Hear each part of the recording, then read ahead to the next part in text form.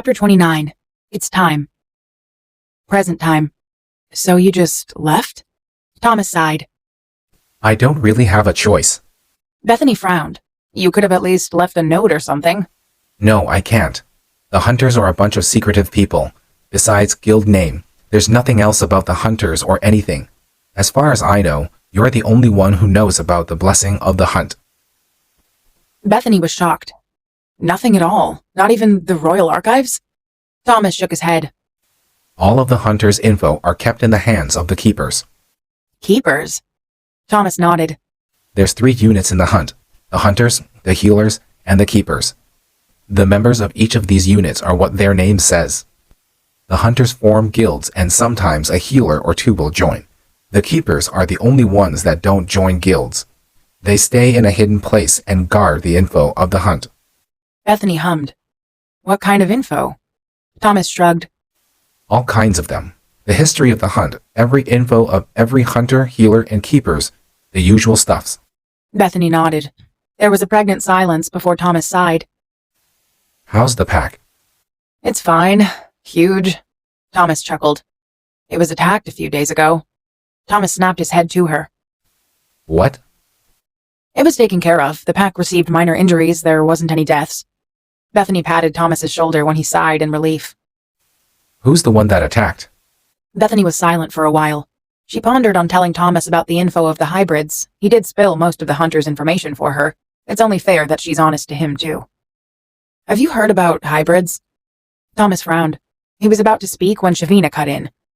Hybrids, the mixture of 2 different supernatural gene, she said as she and Tania walked over and sat at the opposite log. Is that right? Bethany nodded. Thomas turned to Shavina. You know anything about this? Just bits. Overheard some gossips from old vampires about it. Something about a child sired by a werewolf father and vampire mother 2 days ago. Bethany smirked. It's working then. They all turned to her. What's working? Thomas asked. My plan. And what exactly is your plan? Tania asked. Bethany smiled. To bring the hybrids out of hiding. So they're real? Shavina asked, curiosity gleaming in her eyes. Yes, they're very real. In fact, my cousin is one. His name is Joseph, and he's the son of Prince Harrison of the Red Wolf Pack and Princess Cherlin of the Royal Vampires. Shavina looked shocked. He holds a great power in his hands, born from 2 different races of supernatural and royal ones at that. He could be the key to tie the 2 different races together. Bethany nodded. That was part of the plan. Shavina looked confused for a moment before her eyes shone realization. The child the old vampires were gossiping about. That child was this Joseph you're speaking of. Bethany nodded. That's not possible, Tania spoke up. We overheard that the child was dead. Thomas frowned. Unless... Bethany nodded. He's not dead. It was all a show then, to reveal the king's real face and Joseph's identity. That old fool summoned most of the vampires in America, and we let them all know what their late princess died for. That, and to free Joseph's maternal relative out of his grasp. Thomas nodded. A good plan. The vampire community will start questioning the king's rule, and those who already did now have a good reason to rebel. Bethany nodded. So Joseph's the only one? No, there's still one who follows the king. The one that's controlling you? Bethany nodded. If they're the only one, how does your plan to spread the news work? Bethany smirked, then Thomas too. You suspect there's more? Bethany nodded. Yes. Joseph told me he and the other one, Anelia, are the only known hybrids. But what if there's more out there, hiding? They couldn't be the only living hybrids in the States. The vamps couldn't have hunted every single hybrid, or werewolf and vampires that are mates, right? You hunters will prevent that. Shavina nodded. We hunters would not tolerate the killing of innocents, not if we could help it. That's right, so there must be more out there. Thomas nodded. Okay, so what if there's actually one more hybrids out there? How does it help you tip the war in your favor? Bethany smirked. As far as I know, the prophecy children consist of a pair of twins. I couldn't do all the hard work. Sebastian, Shavina said. Bethany snapped her finger. Bingo. Before the show of Joseph dying, Sebastian and I had a spate plan that not even the others know. We found out that Anelia couldn't control both of us at the same time. It's too much of a risk. So we planned that when she used one of us, the other will sneak out and find the hybrids that came out of hiding in order to defeat the king. That's a very risky plan. Anything could go wrong. Bethany chuckled. You may know my name, but you don't know me. Our plans have plans. If the first fail, we have the other. If that too fail, we have another. It's a never-ending list of plans. Shavina looked impressed. Then Bethany's face turned grave. But there's still this one thing I need to tell you about the hybrids. Bethany looked at all of them straight in the eyes. There's this experiment that the Vampire King has been undergoing. The result of this experiment is to make hybrids. They looked confused. How can you make hybrids, forcing a werewolf and vampire to sleep together? Thomas asked. Bethany shook her head. Have you watched the movie Logan? They nodded. The experiment is like how Laura came to be. They take a vampire's DNA, altered with it or something, and inject it into the woman's womb. 9 months later, a hybrid is born. But they weren't successful. We called them the malfunction hybrids. They're this hairless and ugly-looking beast that have no mind of their own, and their only instinct is to kill. A flash of emotion passed Shavina's face. She pulled out her phone and showed something in it to Bethany. Do they look like this? Bethany took the phone and zoomed it in. She could recognize these terrors anywhere. Bethany nodded and handed the phone back. Yes, how did you get a clear shot of it? Shavina's face was grave. Ashton was out hunting for food one night when he saw something feasting on something. He thought it was a wolf and went closer. That's when he realized it wasn't a wolf. He took a picture of it, but his flash went off, alerting the thing. It pounced on Ashton, but he quickly shot it in the middle of its head before he got too close. He said the weird thing was it burst into dust. Nothing was left behind. Bethany hummed.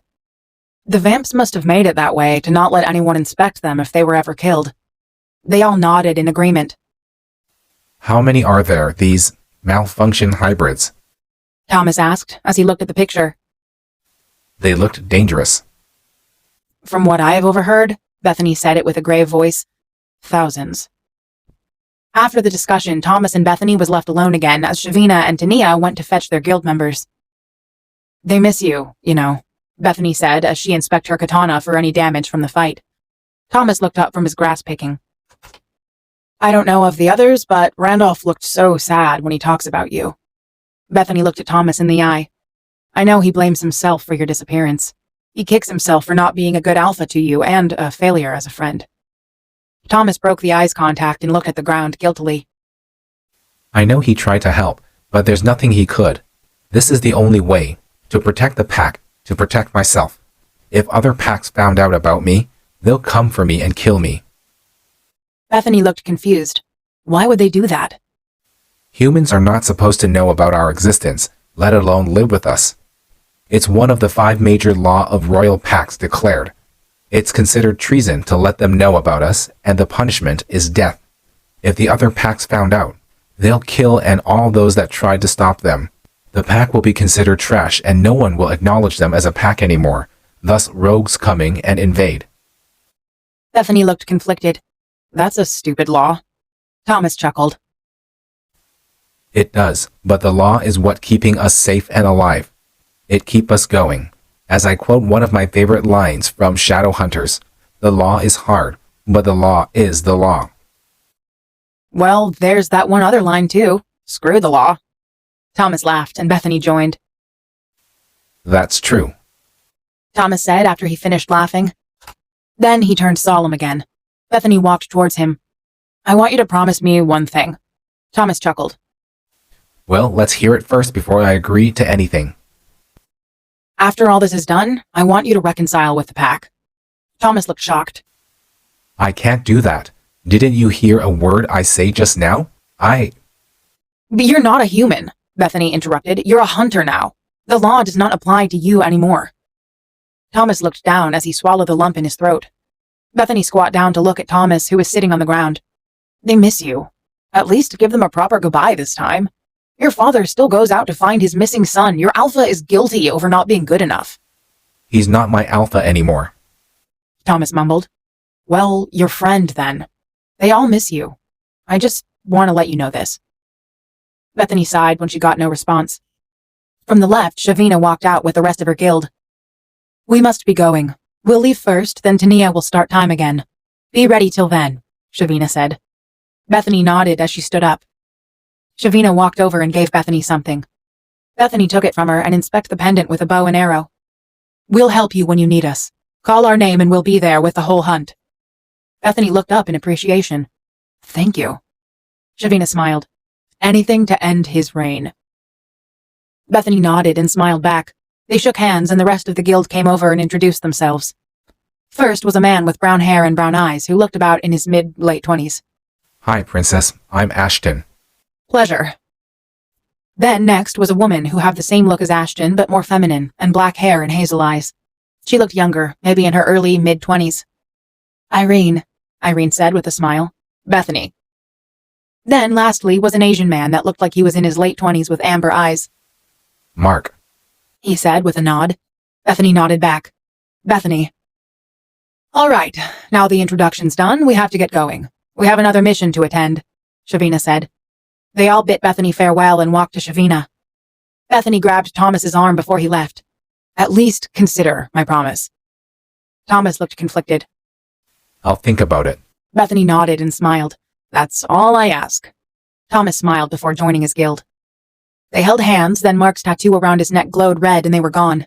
Then there was sound again as the living was again moving like nothing happened. Then her in-ear crackled to life. What's going on? How did their signature suddenly disappeared?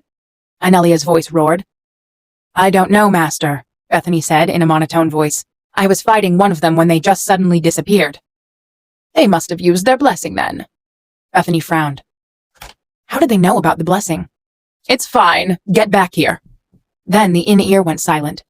The sound of glasses breaking sounded through the silent room. How can you just lost them? Anelia looked annoyed. Like I said, Your Majesty, the hunter have these powers. I don't care what power they have and what they called it. What matters now is that they're gone, and they remain an obstacle in our plan. Your Majesty, please, calm down. The hunters won't interfere with our plans. King Tyrion scoffed. They're not called the police of supernaturals for nothing, girl. Anelia gritted her teeth at that. Leave, you're done. Do I have to do everything in this court? Anelia furrowed her brows. What are you planning to do now, Your Majesty? King Tyrion glared at her with his blood-red eyes. Since you failed me, the strongest hunter guild is still alive and it may interfere with my plan. Send the experiment after him. Don't let them go near there. Near where, exactly? The Red Wolf Pack. It's time. We'll leave at the break of dawn. King Tyrion said as he turned around and sat at his throne. Anelia smirked. Yes, Your Majesty.